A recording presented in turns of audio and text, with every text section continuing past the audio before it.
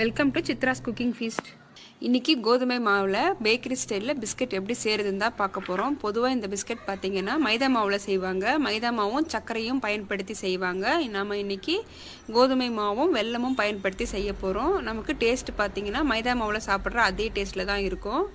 இந்த பிஸ்கெட் கோதுமை மாவும் வெல்லம் பயன்படுத்தி தான் செஞ்சுருக்கோம் அப்படின்றது யாராலையும் கண்டே பிடிக்க முடியாது. உங்களுக்கு டேஸ்ட்டு பார்த்திங்கன்னா அதே டேஸ்ட்டில் தான் இருக்கும். வாங்க இந்த பிஸ்கெட் எப்படி செய்கிறது நம்ம வீடியோக்குள்ளே போய் பார்க்கலாம்.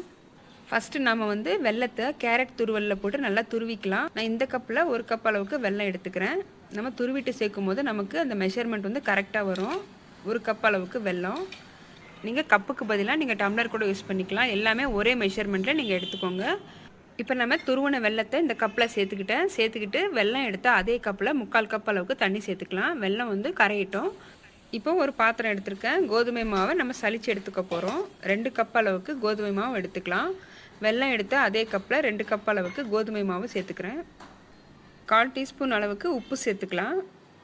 உப்பு சேர்த்துட்டு ஒரு பிஞ்ச் அளவுக்கு சோடா உப்பு சேர்த்துக்கிறேன், சமையல் சோடா. இப்போ இது எல்லாமே ஜலிச்சு எடுத்துக்கலாம். நம்ம எந்த ஒரு ரெசிபி செய்கிறதா இருந்தாலும் நம்ம இது போல் ஒரு தடவை சலிச்சிட்டு சேர்க்கும் போது நமக்கு அந்த டிஷ்ஷு பார்த்திங்கன்னா பர்ஃபெக்டாக வரும். இப்போ சலிச்சு எடுத்தாச்சு. 2 டேபிள் ஸ்பூன் அளவுக்கு நெய் சேர்த்துக்கலாம். நெய் சேர்த்துட்டு நல்லா கலந்துக்கலாம்.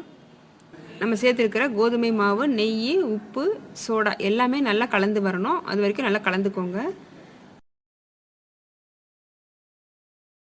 இப்போ நல்லா மிக்ஸ் பண்ணிவிட்டு மாவு பிடிச்சா இது போல் பிடிக்க வரணும். இது கரெக்டாக இருக்குது. இப்போது கொஞ்சம் கொஞ்சமாக நாம் வெள்ளத்தண்ணியை வடிகட்டி சேர்த்துக்கலாம். நமக்கு மாவு பார்த்திங்கன்னா நல்லா கெட்டியான மாவை பிசைஞ்சு எடுத்துக்கலாம். பூரி மாவை விட இன்னும் கொஞ்சம் கெட்டியாக நம்ம பிசைஞ்சு எடுத்துக்கலாம்.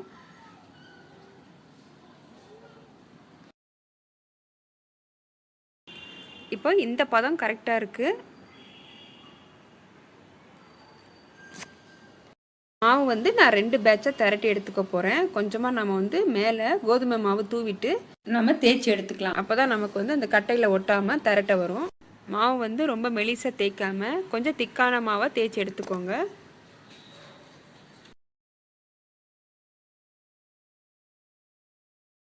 இப்போ மாவு தேய்ச்சி எடுத்தாச்சு. இந்த ஓரங்கள் நம்ம கட் பண்ணி எடுத்துக்கலாம். அப்போ தான் நமக்கு இந்த ஷேப் கரெக்டாக இருக்கும். இப்போ எல்லா கார்னர்லேயும் நான் அந்த ஓரத்தில் இருக்கிற மாவை கட் பண்ணி எடுத்துக்க போகிறேன். இப்போ அடுத்த பேட்ச் தேய்க்கும் போது நம்ம தேய்ச்சி எடுத்துக்கலாம்.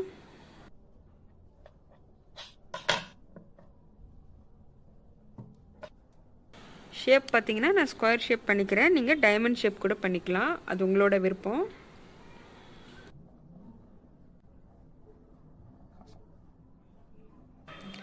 சின்ன சின்ன ஸ்கொயர் ஷேப்பாக நான் கட் பண்ணி எடுத்துக்க போகிறேன். இந்த திக்னஸ் கரெக்டாக இருக்குது. இதே போல் எல்லாமே கட் பண்ணி எடுத்துக்கலாம்.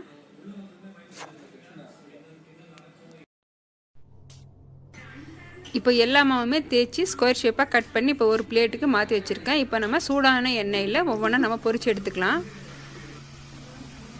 எண்ணெய் நல்லா சூடானதும் நம்ம லோ டு மீடியம் ஃப்ளேமுக்கு மாற்றிட்டு நல்லா ஃப்ரை பண்ணி எடுத்துக்கலாம்.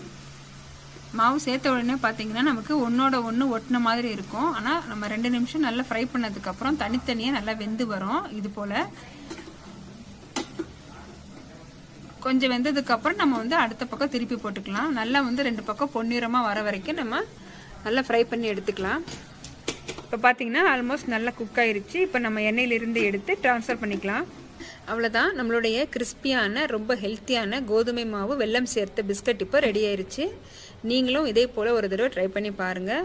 இந்த பிஸ்கட் உங்களுக்கு பார்க்கும்போதே தெரியும், நல்ல ஒரு லேயராக இருக்குது. நல்ல மொறுமொறுப்பாக இருக்கும். நீங்கள் இதை செஞ்சு நீங்கள் ஸ்டோர் பண்ணி வைக்கலாம். இந்த வீடியோ உங்களுக்கு பிடிச்சிருந்ததுன்னா வீடியோக்கு லைக் பண்ணுங்கள், ஷேர் பண்ணுங்கள், கமெண்ட் பண்ணுங்கள். கூடவே பெல் பட்டனை ப்ரெஸ் பண்ணி வச்சுக்கோங்க. அப்போ தான் நான் போடுற லேட்டஸ்ட் வீடியோஸ் உங்களுக்கு நோட்டிஃபிகேஷனாக வரும். தேங்க்ஸ் ஃபார் வாட்சிங்.